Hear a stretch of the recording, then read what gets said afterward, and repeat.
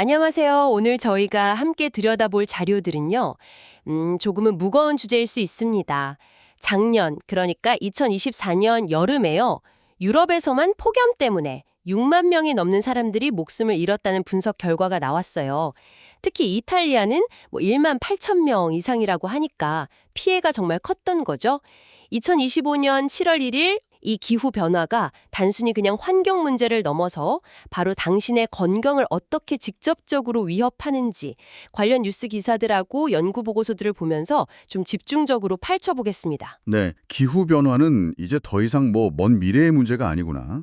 정말 우리 눈앞에 닥친 보건위기라는 게요, 분명해 보입니다. 세계보건기구 WHO에서도 같은 경고를 하고 있죠. 기후위기는 곧 보건위기다. 이렇게요. 이제 폭염은 그야말로 뉴노멀이 된 것 같고요. 일부 전문가들은 이게 이미 좀 통제 불능 단계에 들어선 건 아닌지 그런 우려까지 하더라고요. 오늘 이 자료들 속에서 당신이 정말 놓치지 말아야 할 핵심적인 건강 위협 요인들, 그걸 명확하게 짚어보는 게 저희 목표입니다. 유럽 폭염 사망자 수 6만 1,000명. 이 숫자가 정말 충격적이네요.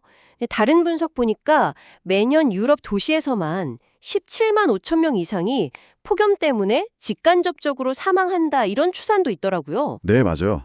그만큼 광범위하다는 거죠. 그렇죠. 한국도 이 문제에서 자유롭지 못하잖아요. 작년 5월만 해도 서울 아침 기온이 118년 만에 최고였다고 하고 부산이나 대구 같은 주요 도시들도 6월에 역대 최고 기온을 또 갈아치웠고요. 정말 역대급이라는 말이 그냥 피부로 와닿는 그런 상황입니다. 그렇습니다. 이게 단순히 그냥 덥다 이 차원을 넘어서는 거죠. 자료들을 좀 보면요. 기온이 오르면 열사병이나 열탈진 같은 온열 질환 위험이 높아지는 건 당연하고요. 그것뿐만 아니라 심뇌혈관계 질환, 또 신장 질환, 호흡기 질환 이런 것들의 발병 위험까지 직접적으로 증가시킨다는 겁니다. 직접적으로요? 네. 국내 연구를 봐도 기온이 1도 오를 때마다 심혈관 질환 사망률이 5%나 증가한다. 이런 결과가 있었거든요. 5%나요? 생각보다 훨씬 크네요. 네. 특히 고령층이나 만성 질환을 이미 앓고 계신 분들, 그리고 건설 노동자분들처럼 야외에서 일하시는 분들, 이런 분들이 더 위험에 크게 노출된다는 점은 정말 심각하게 받아들여야 합니다. 기온 상승이 심혈관 질환 사망률을 직접 5%나 높인다니 와, 정말 즉각적인 영향이군요. 그런데 자료 보니까 폭염 말고도 다른 건강 문제들도 언급되더라고요. 감염병이라든가 대기 오염, 심지어 정신 건강까지도요? 네, 아주 중요한 부분을 짚어주셨어요. 그 직접적인 열 스트레스 말고도요, 기후변화는 여러 경로로 건강을 위협합니다. 예를 들면 기온이 오르면 모기나 진드기 같은 거 있잖아요.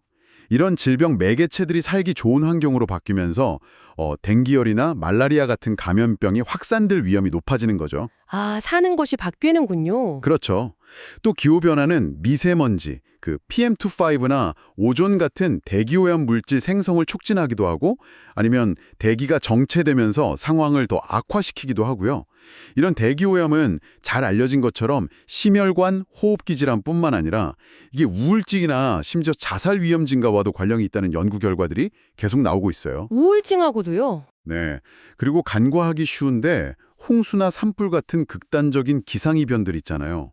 이런 것들은 외상 후 스트레스 장애, PTSD라고 하죠. 이런 심각한 정신건강 문제로 이어질 수도 있고요. 와, 감염병, 대기오염, 정신건강까지 정말 다각적인 위협이네요. 이런 복합적인 문제에 대응하려고 유럽연합, EU에서는 기후건강 관측소라는 걸 운영한다고요? 그건 어떤 역할을 하는 곳인가요? 네, 그게 2021년에 설립됐는데요. 유럽 기후건강관측소는 말 그대로 기후변화가 건강에 미치는 영향을 좀 체계적으로 감시하고요.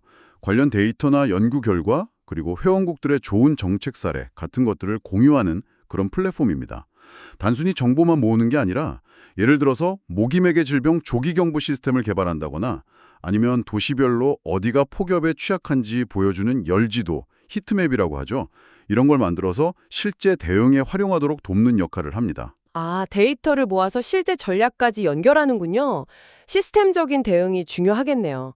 우리나라도 질병관리청 중심으로 기후보건 중장기 계획 이걸 세워서 대응하고 있는 걸로 아는데요. 근데 이런 좀 거시적인 계획 말고요.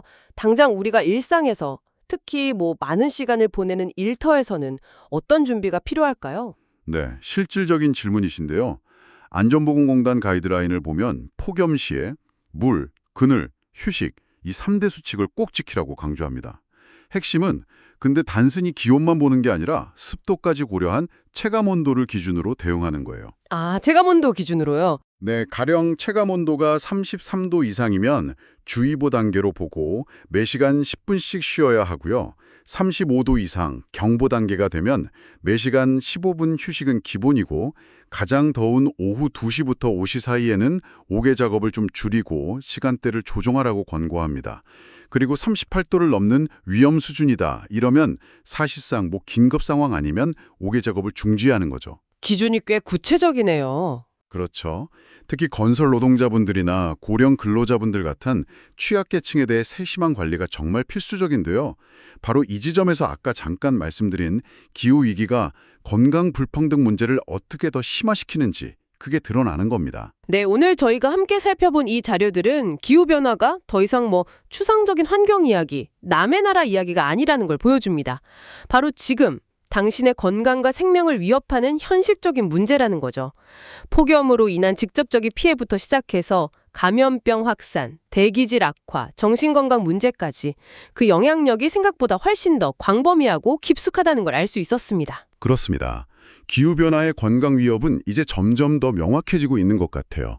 유럽 사례처럼 국가적인 차원에서 시스템을 구축하는 것도 물론 중요합니다. 하지만 동시에 우리가 주목해야 할 점은 기존에 있던 사회 경제적 불평등 있잖아요. 이게 어떻게 기후위기로 인한 건강 피해를 더 불평등하게 만드는가? 이 문제인 것 같습니다. 불평등 문제, 그 부분을 놓치면 안 되겠군요. 네. 그래서 오늘 저희 논의를 바탕으로 당신은 이렇게 한번 스스로에게 질문을 던져보시면 어떨까 싶어요. 점점 더 심각해지는 이 기후보건 위협 앞에서 나는 개인적으로 그리고 우리 사회는 전체적으로 어떻게 더 효과적으로 서로를 지키고 또 대비할 수 있을까 하고요.